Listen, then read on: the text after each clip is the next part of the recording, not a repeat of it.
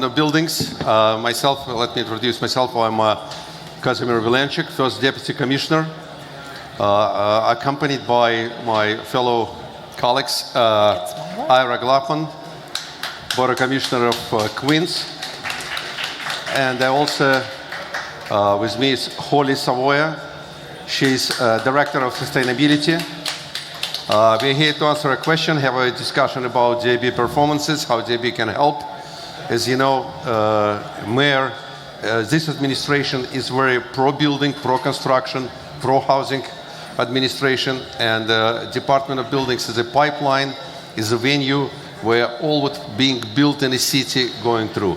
So we're always happy to hear your comments. We always want to know how we're doing, what we do right, what we do wrong, how can we improve. Okay, and with that, I would like to give it microphone with us to Holly.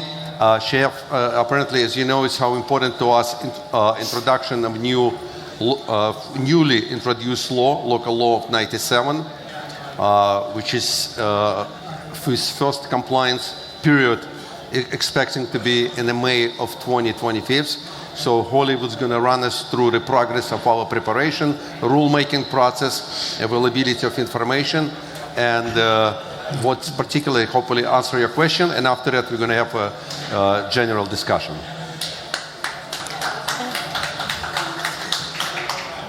Thank you for having us today. And we're going to talk about Local Law 97, which is the greenhouse gas emissions reduction law. Next slide, please. So to give you some background, the DOB is not in this alone. We work with the Mayor's Office of Climate and Environmental Justice, DCAS, HPD. We also work with NYSERDA and the Department of Environmental Conservation, HCR, the Public Service Commission. We work with the utilities, the Department of Energy, and the EPA. We also work with the New York City Accelerator, which I'll talk about a little bit later in my presentation, and other stakeholders as well. People like you, people from the real estate industry, service providers, advocates, labor, university, and tenants. Next slide, please. So, looking at some of the background, prior to the passage of Local Law 97 in 2019, approximately 10 years earlier, we had the Greener, Greater Buildings Plan, and that was some of the first sustainability local laws in New York City. So we started with Local Law 84, which is the energy benchmarking law. Some of you may be familiar with that. That was originally for buildings that were 50,000 square feet and above, and now, a little later on, it was expanded to buildings that are 25,000 square feet and above. And that compliance is every year. Also in 2009, New York City got their first energy code. We used to use the New York State Code, but this was the first time that we had our own energy code. Local Law 87, which is energy audits and retro-commissioning, initially 50,000 square feet and above, and has remained at that, is complied with once every 10 years based upon the last digit of your block number. And Local Law 88, which was lighting upgrades and submetering. That was also passed in 2009, with a due date of the end of this year. Why so long? Because it mostly applies to commercial buildings and commercial tenants whose leases turn over approximately every 10 years. And then a little later on, we had Local Law 33, which is the energy grades. They're similar to the restaurant grade placards that you might see, but these are for energy grades. And it's based off of Local Law 84, the benchmarking. You get a score from the US EPA, and then the DOB converts that score to a letter grade. Next slide, please.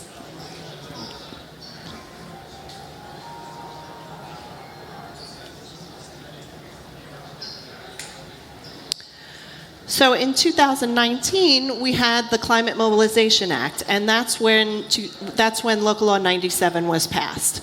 And Local Law 97 aligns with the state's Climate Leadership and Community Protection Act, otherwise known as the CLCPA, as well as federal and international climate agendas. So it also aligns with New York City's goal of achieving zero emissions by 2050. Used to be 80 by 50, and now we're down to zero emissions by 2050. If you look at the graph on the right, you can see the beginning is 2005. That's the baseline year for GHG emissions. And then you see the first, you see the trajectory goes down until about 2025, around where we are now.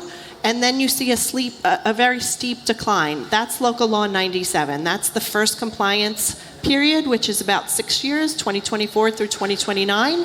And then you see a steady gradual decline through 2050. Next slide, please.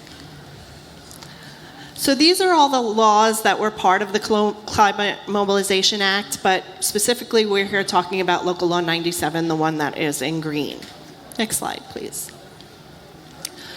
This is the timeline for the Local Law 97. We began with the passage in 2019, and then we quickly formed an advisory board. And then there was an adjustments program in 2021, which has now been extended until the end of this year. And then there was an advisory board report that was assembled based upon the meetings that were held. I'll talk a little bit about that later on. And then we began with the rule packages. And now we're into the first compliance period, which began at the beginning of this year. So we are into the second half of the first compliance period, so the clock is ticking now. And the first reports are due in May of 2025. Subsequently, you'll see the second, third, and fourth compliance periods, and so on and so forth. The limits do become stricter as each compliance period goes on. Again, the buildings that this applies to are buildings that are greater than 25,000 square feet, or 2 or more buildings on a lot that together are greater than 50,000 square feet. However, it does bear noting that when the buildings on a BBL together equal 50,000 square feet, that threshold, all of the buildings are subject to compliance, but each building on the BBL has to comply with the specific requirements for that building. So you could have an Article 320 building and an Article 321 building on the same lot. And we'll go through that a little bit later. Next slide, please. You can't really see at the top, but the first side on the left are the Article 320 buildings. Those are your private sector, non-rent regulated accommodations. There are about 34,000 of these buildings. It's the largest proportion of buildings that have to comply with Local Law 97.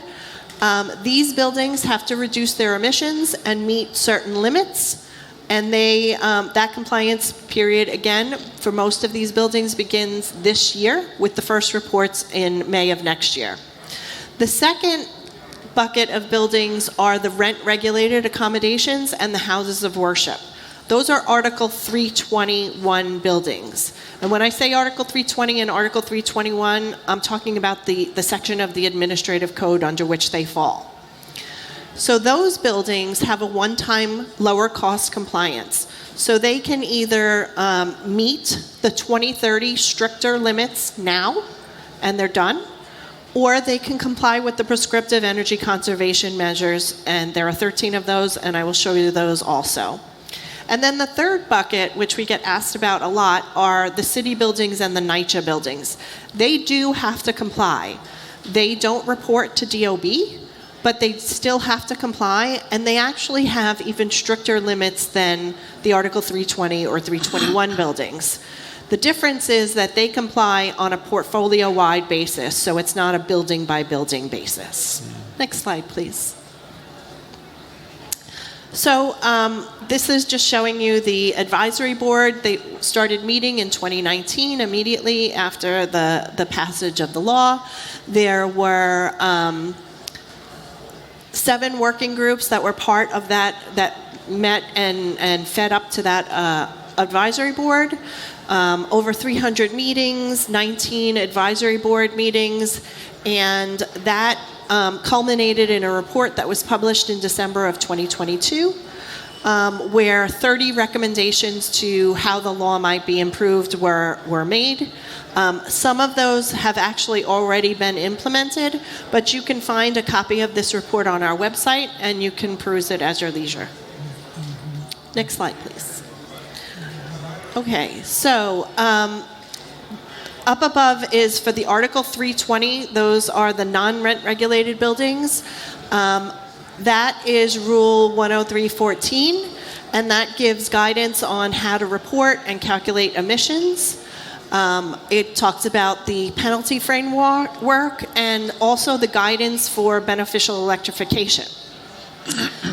It says that the Article 320 information guide is coming soon. It's actually already on our website, so you can find it there now.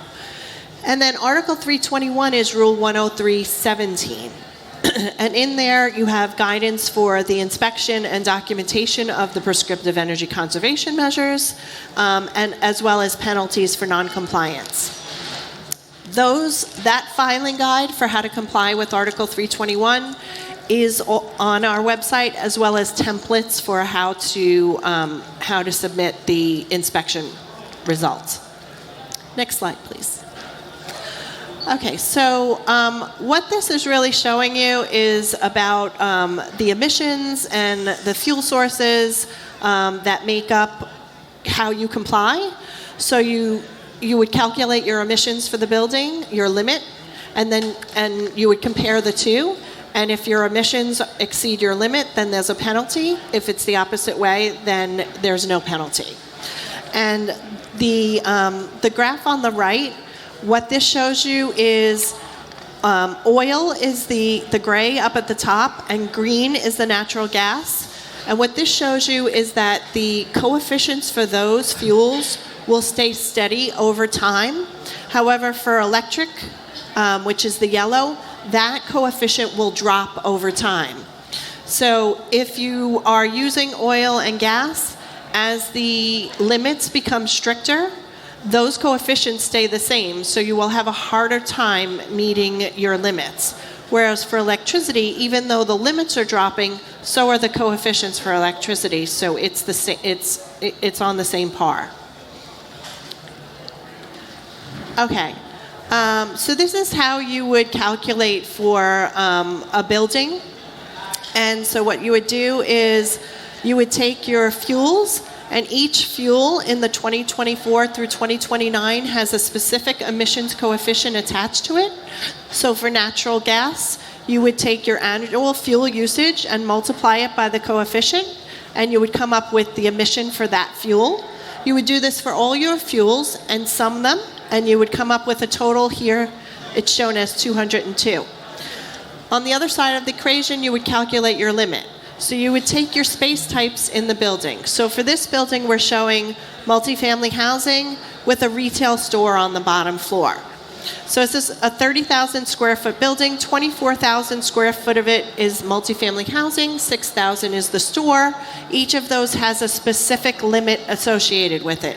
So you would take your gross square footage for each of the space types multiplied by the emissions factor, and you come up with your limit. You sum that, and then you compare the two. So in this case, your emissions are 202 and your limit is 207. So this building would be in compliance with Local Law 97. Next slide, please. Okay, so this is talking about the beneficial electrification. And so it gives a credit to owners who replace fossil fuel equipment early with high efficiency space conditioning or water heating equipment. And so what this does is anything that if you've installed high efficiency heat pumps between 2021 and 2026, all the emissions related to that equipment are wiped out. Not only are they wiped out, but they're wiped out twice. You get a double credit for that, for those years.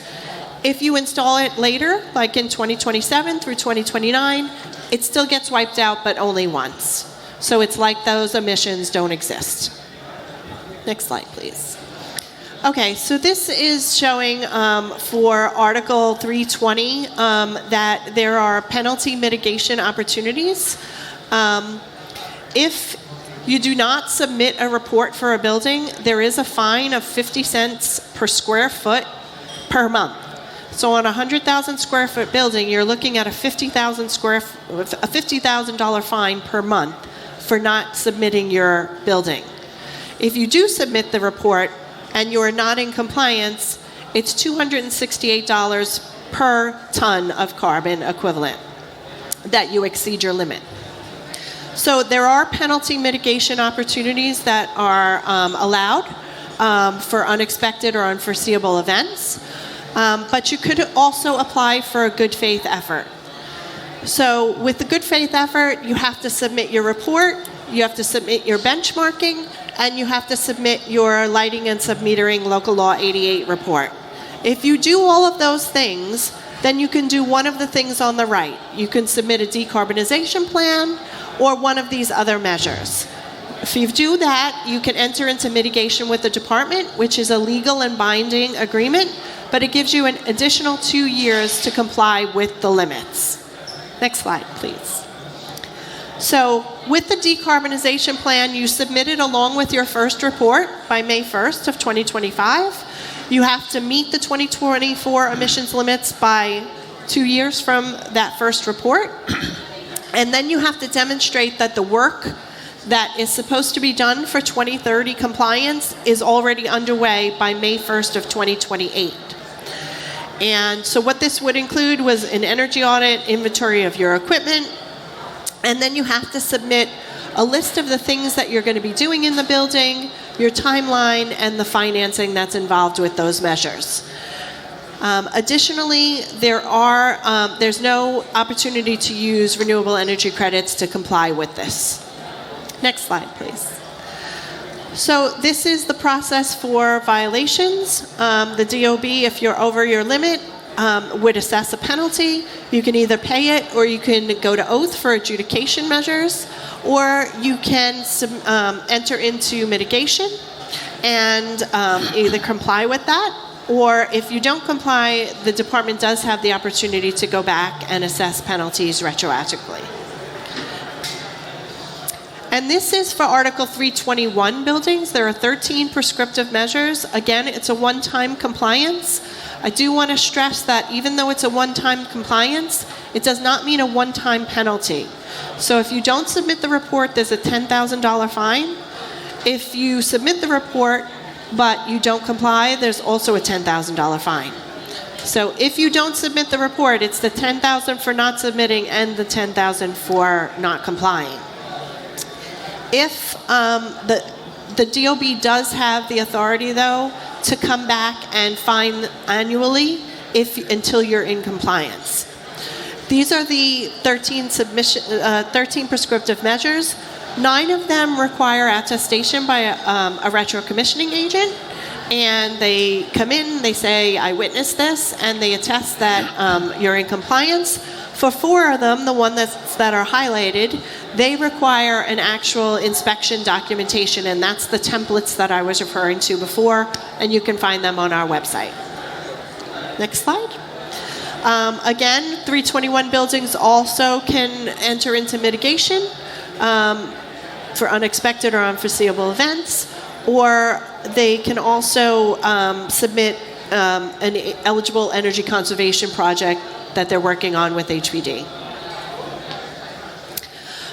Just to show you where we're at, when the law was passed in 2019, it was estimated that approximately 20% of the buildings in New York City would not be able to comply or would not be in compliance.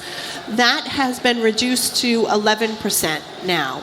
So in the last few years since the law was passed, buildings have been making improvements, and so that has gone down. I'm very anxious to see what it is since the last benchmarking data has been submitted. We're hoping that that's even less than 11% that aren't in compliance. Next slide. So this is just a slide about the New York City Accelerator. They offer free support. You can Google them, New York City Accelerator. You can also find them on the DOB website. There's a link to their website. They offer no-cost assistance with your building. They help you find financing incentives and rebates. Also, they offer training, and they can do a building review to determine what actions you might want to employ. And they also have a contractor lookup tool so you can find vetted consultants who could help you with your building. I think that concludes the presentation. And if you have questions, we're here. Yes.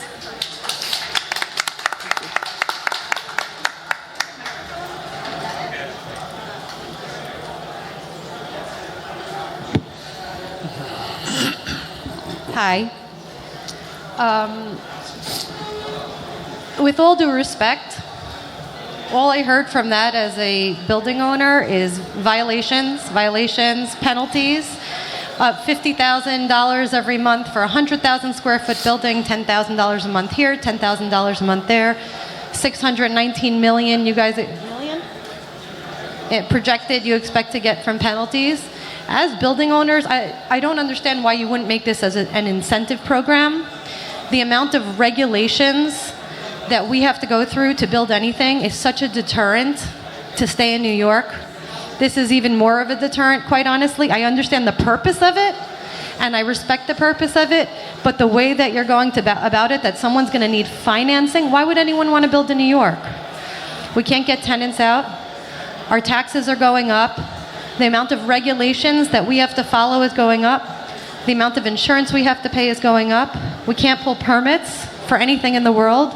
To get a certificate of occupancy, quite honestly, is impossible, and I'm very sorry, but this is the truth. And now on top of it, to follow every regulation, there is not one building in here that you can go into that could possibly follow every single regulation in New York. So to put on top of it, more regulations, more laws that you know people can't comply with. And I know for our buildings, the number of projected violations in the coming years, that it's questionable for us to keep it open because we're losing income on a day-by-day basis.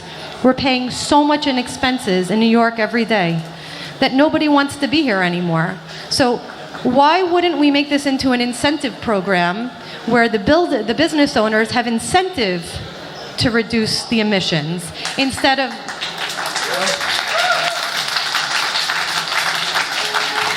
giving violations up the wazoo that not one person can possibly comply with all of them. That's my opinion.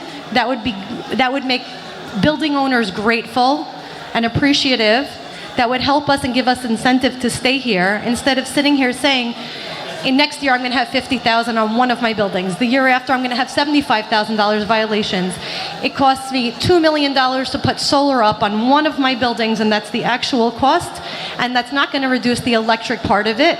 And I'm only going to get some tax benefits, but at the end of the day, that's not even going to help out with half of it. So do you have any building owners on the advisory board, or how can you justify hitting the businesses even more with, again, all due respect, but honestly, I don't understand it. That's my question.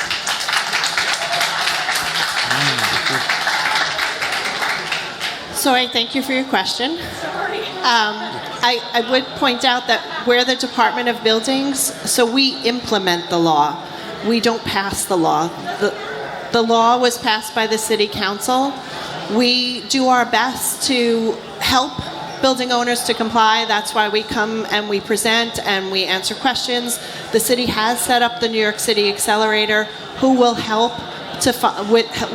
building owners at no cost to find incentives. NYSERDA gives incentives, and there are a lot of programs where they will help you to fund energy audits. They'll help you to fund projects.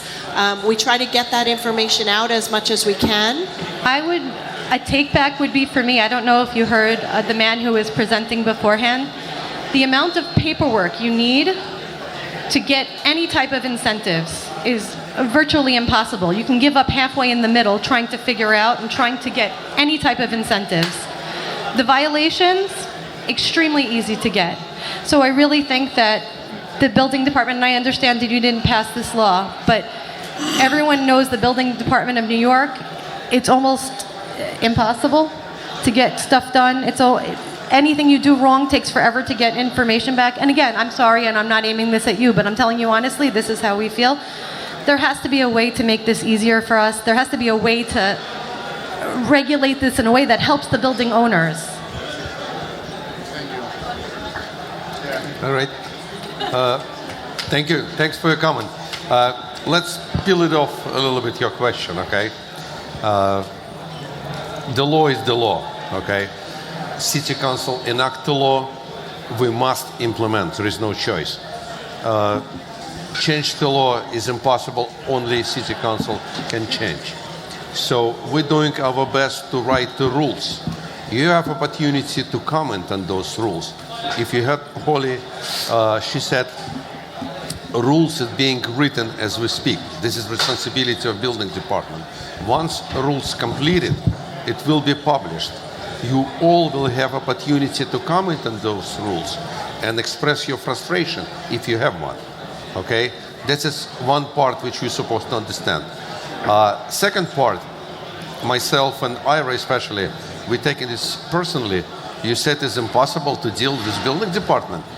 I think it's a kind of incorrect statement. And to your point, I'd like to say that we are reviewing application within 2-3 days. Okay, so it's a minor application which required. I see you're shaking your head. You know, you have to strictly delineate what time applications spent with your professionals and what time applications spent with the department. It might take to get the permit 1 year, okay? But Department of Buildings time, if you looked at it, you will see, as I said, minor application we're reviewing 2 to 3 days, major application we do 5 to 10 days. If it takes for you to deal with us for a year, you have to carefully look on who you're dealing with.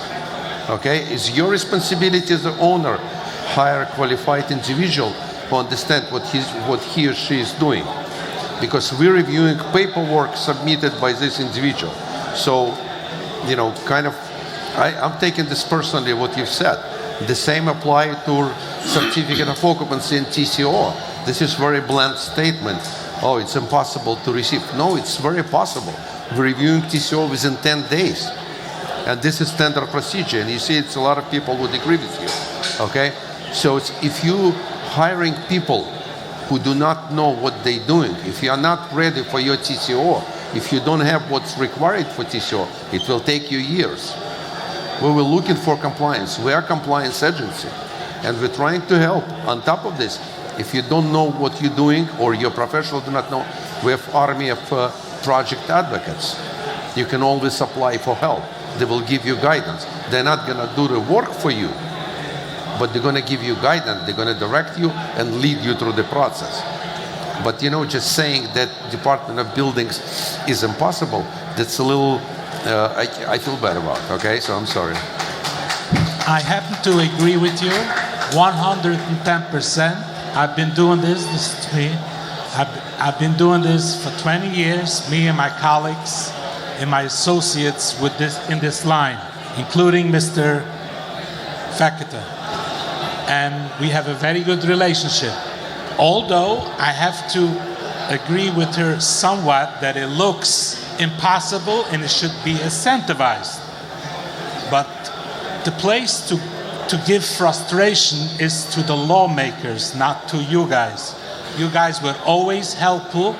Maybe in the case, I don't know, I cannot attest to her case. It could be she suffered, like you said. Maybe she had the wrong representation to the building department. You were always nice to us, helpful. There is many, as God is my witness, so is Ira, and so are you. We have done many things for the community that sounded impossible. It was only impossible because the people over there were just throwing blames. Don't throw blames. The building department is here for safety. The building department is here, and lately they're not so much, they're very helpful. They're not perceived as the boogeyman, so to speak. They're here for us. And there is project advocates, like you said. There is a Tuesday night homeowners night. There is a meeting once a month.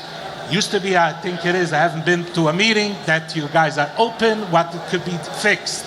Yes, it looks a little spooky for the people that don't know it. And some people like to save money and take cheap consultants. I guess this is what you get in return. You get what you pay for. But if you are hired with the right people and the right set of mind, yes, there's many, many successful stories that God is my witness, and so are you, that was successful. Thank you. Thank you. I would like to express my deep gratitude and appreciation for each and every one of the panelists who came here today and make this event so successful. It's by saying thank you, we thank too less. And as much as we will say thank you, it still will not being enough. Myself, I'm now going to be managing a 520 unit building that we just spoke about it briefly with Kazimir and Ira, yourself, where they've been expediting the TCO since it was on safety. Since I'm being involved in development in the last decade, I've been seeing big changes in the DOB.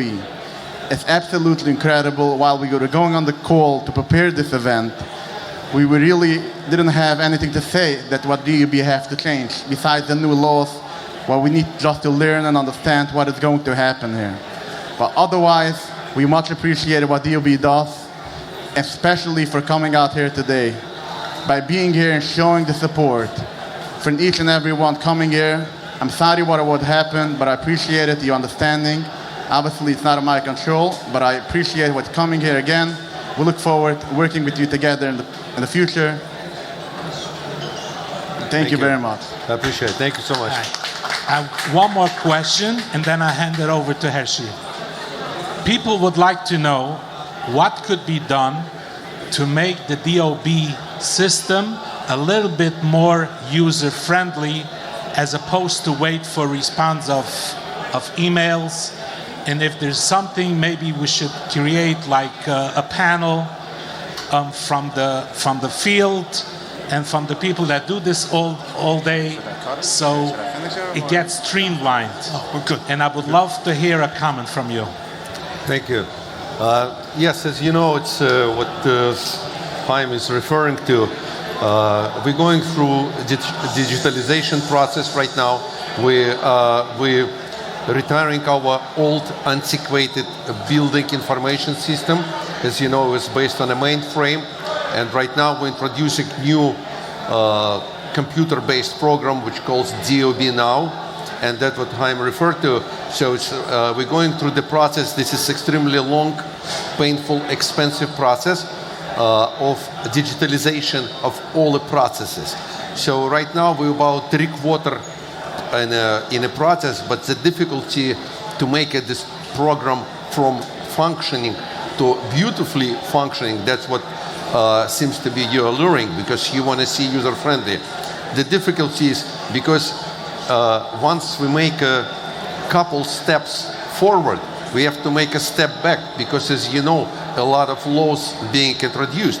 And right now, look, like 5 years ago, we didn't plan for local law 97. So obviously local law 97 need to be has a priority, because it's dates of submission of documents, so we need to be prepared. So as I said, that's the only reason I fully recognize that the system, with the amount of information is asking and the amount of information you're providing, is not always user-friendly. And I'm totally accepting this criticism. That's extremely important to us. But as I said, we need a little bit of time to shuffle everything, to complete whole system, so we can go back and after make it beautiful. Okay, so that's where we are. Yes. I would like to add on to that. I work with the DOB system constantly, and I talk with the architects and engineers, and they overwhelmingly like the system. It's easier to file, it's more transparent. They could talk to the plan examiners. When you write an objection, they get it immediately. They could send back a response. There is a lot of volume, so that cuts into the efficiency. But overall, are there any architects or engineers in the audience here? If you talk to them, they like the system.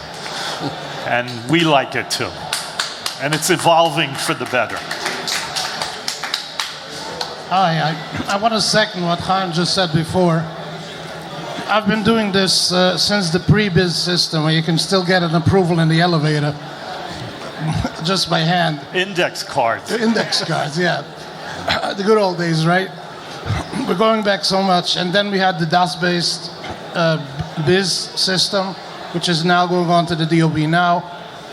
The incredible improvement that the system itself, first of all, came, the transparency, as you said, the efficiency is unbelievable. There's no question that everybody was working together just to have a system in place that covers all aspects. Just as it is with every company that does a custom design thing, especially in the building department, which a lot has to do with outside agency stuff and everything that happens in a project. There's going to be bugs that have to, as they come up, they're going to be referred, and then the technical divisions are going to pick that up and try to fix that. That happens with every system and in every company. And that's why the IT people are probably overwhelmed, especially when they convert it from the whole system. But the personnel, the DOB people, it is unbelievable.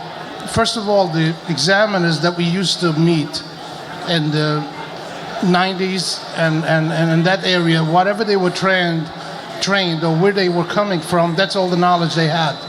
Currently, in the last decade or more, the examiners and their superiors are being constantly trained on subjects and issues again and again. So it's not that you have somebody, you meet an examiner that has no clue about a certain section that he never encountered, because they're constantly being trained. So you're talking to professionals who know what they're doing, much more than it used to be. So it's much easier to have a conversation and an exchange and citing of sections. But I have to point out, our Deputy Commissioner Kaz, he's got 1,200,000 buildings that he presides over in the 5 boroughs. I can get an email response fairly quickly on a 1,200 unit project or a synagogue or a school. It is amazing the quick turnaround and the dedication that the staff has. So is Ira, and so are all the people that we encounter on a daily basis. Really thank them, because we know they're dedicated and they're exemplary civil servants, and we hope that 100% of the department will be people like that. But people at the top now, we're very pleased, and it is a great service to the community and to the developing people. Thank you. Thanks so much. Thank you, guys. I would also like to say that with the DOB Now system, it brings the owners and the developers into the mix.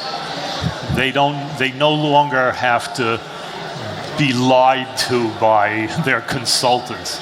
You could actually see what's going on. So anyone who's an owner or developer here, please take advantage. Have your consultants add your name into the system so you can get email notices of what's going on with your project.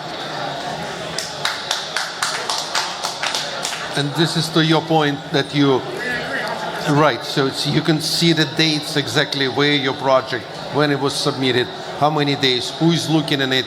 You're talking about TCO, there is a flow. You can see it is reviewed by project advocate.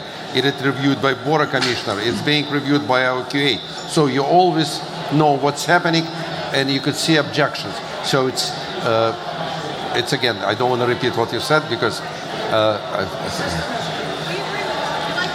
thank you. I'm glad we convinced you that we're good.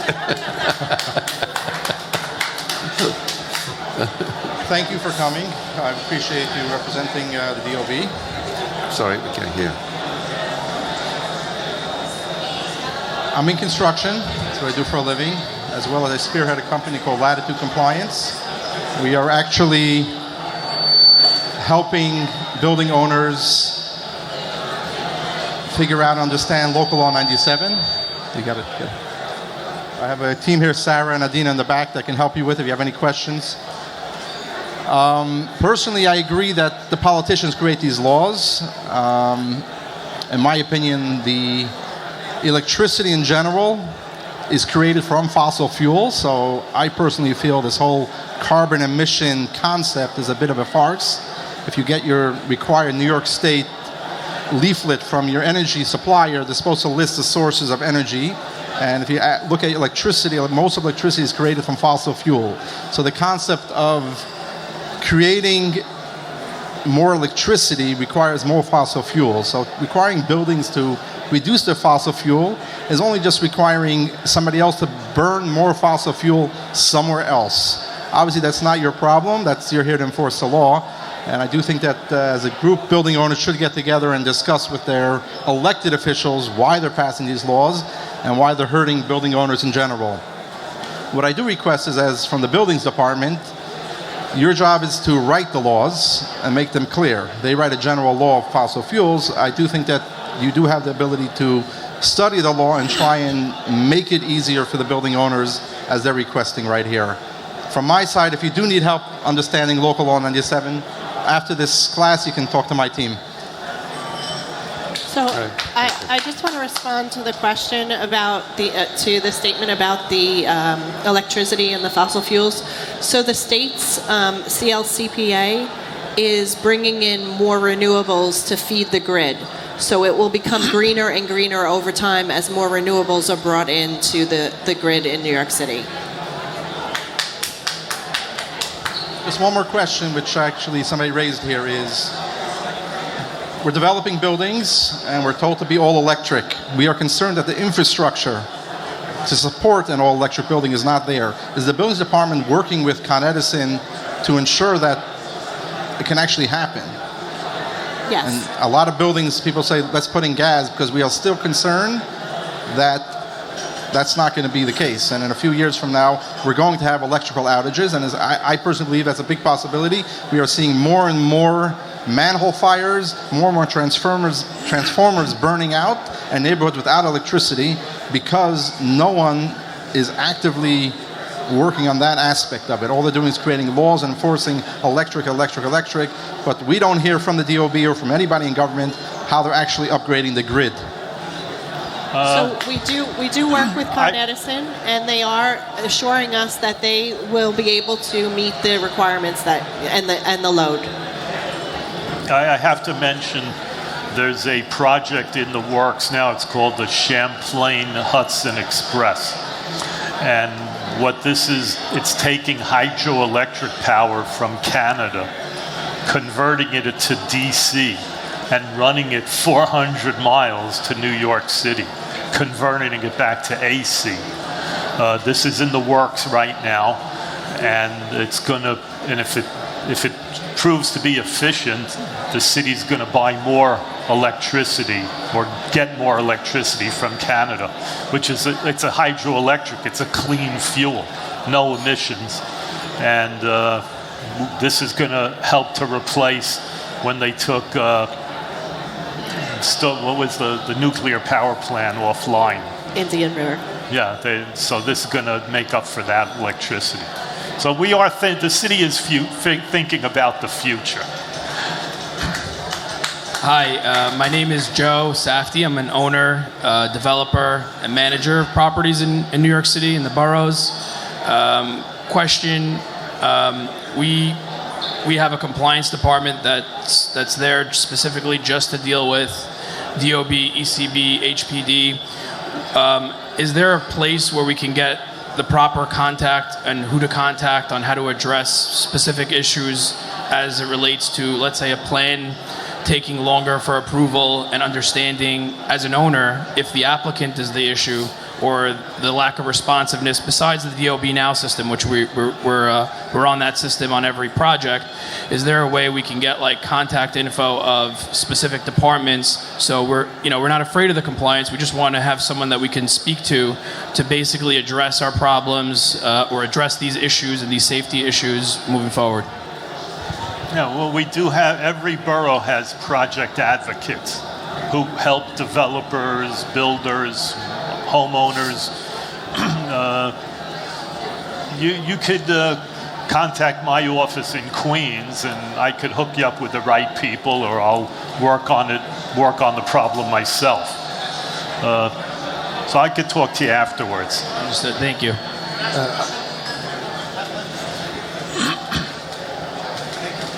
Hi, my name is Richie Zav. I'm a developer here in New York, building close to 650 apartments, mid-size and some of them high-rises.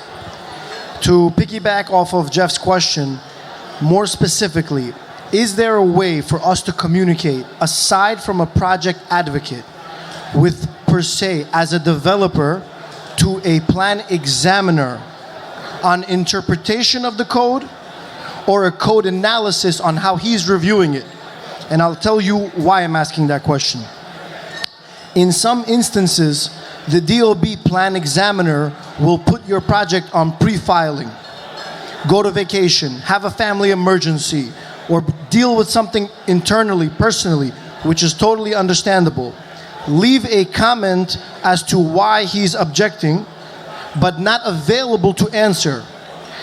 And if my architect or expediter is not around, I'm now at the mercy of playing phone call, when it would be so simple to kind of just pick up the phone. Hey, Mr. Plan Examiner, according to section article 212 of this and this paragraph, citing whatever you're questioning, here's the interpretation of the code. I just want to make your life simpler as to finding that solution for you, instead of me communicating through architect going back and forth to Plan Examiner, and essentially delaying my whole project.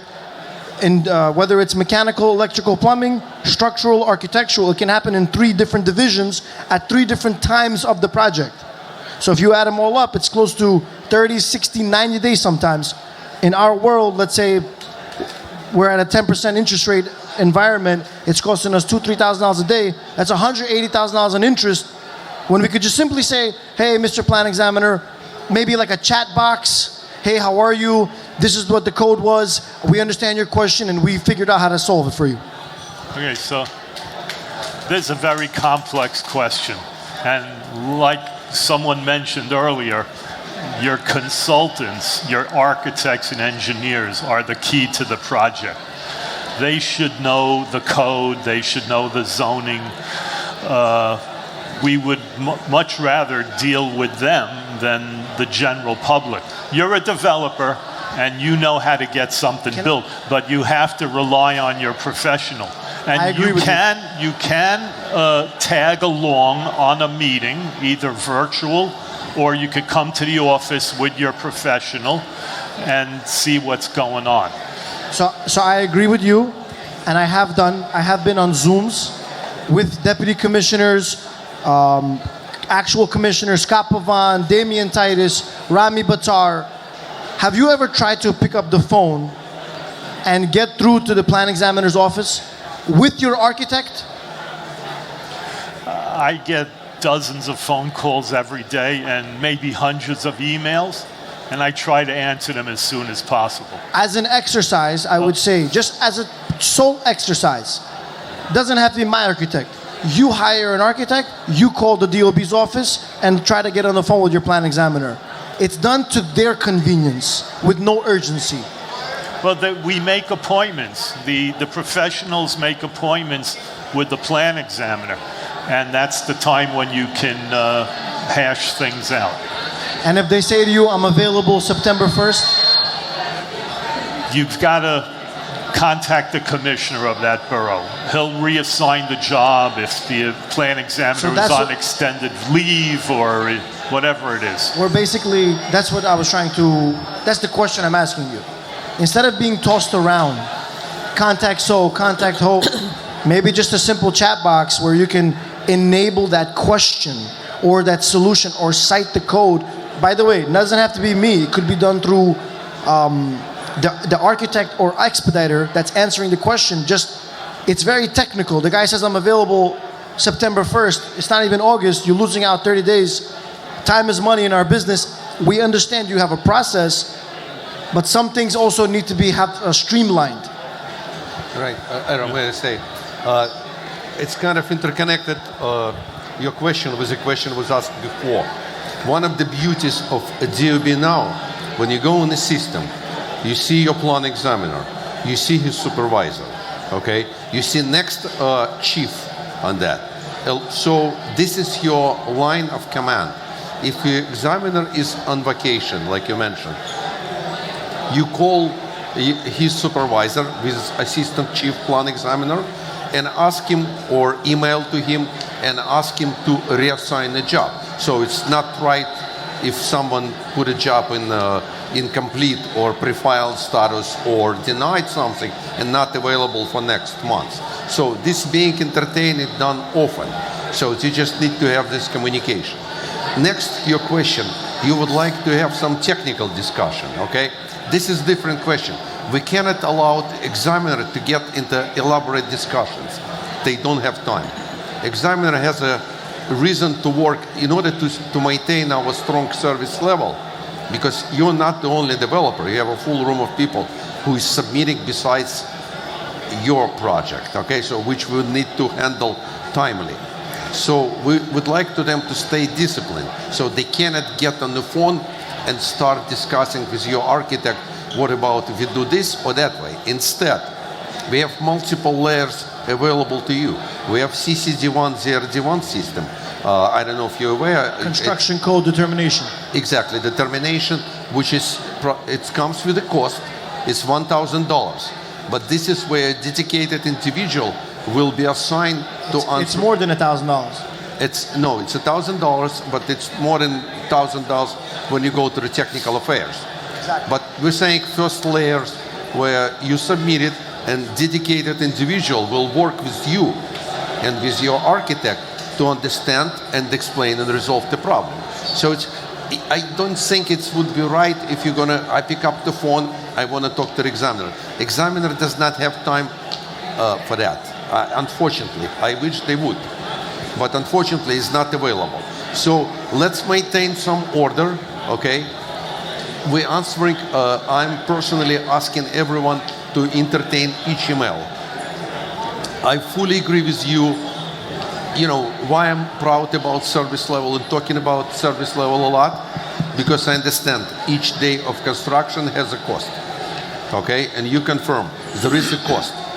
And if we can make a application reviewed 1 day faster, it's a saving, substantial saving when it comes at the end. So let examiner to stay disciplined, let examiner to stay dedicated to what he's supposed to be doing, but use other means to entertain, to exercise your right to understand your question. As I said, this is cost, but it is disciplined also. So, and you will benefit, and everyone else will benefit from this process.